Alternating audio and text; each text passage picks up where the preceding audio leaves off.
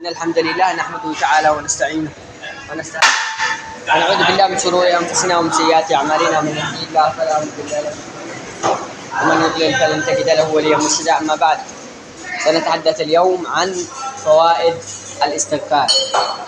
قال الله تعالى في القرآن: فقلت استغفروا ربكم إنه كان غفارا يرسل السماء عليكم مدرارا ويمددكم بأموال وبنين ويجعل لكم جنات ويجعل لكم أنهارا ما لكم لا ترجون لله وقارا وقد خلقكم أطوارا.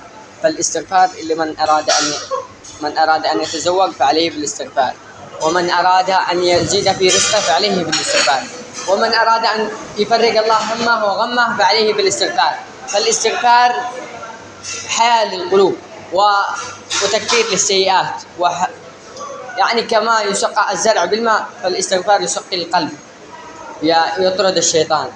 الاستغفار وأعظم ذكر وهو سيد الاستغفار. قال صلى الله عليه وسلم: من قال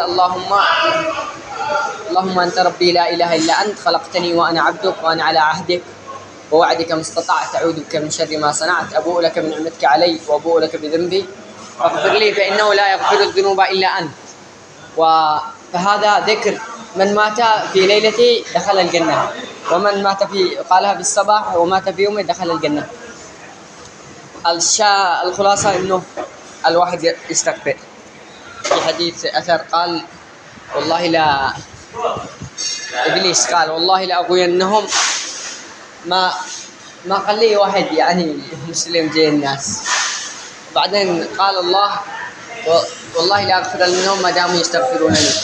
فالاستغفار فوائده عظيمة جدا. من أراد الزواج فعليه بالاستغفار، من أراد الذرية فعليه بالاستغفار.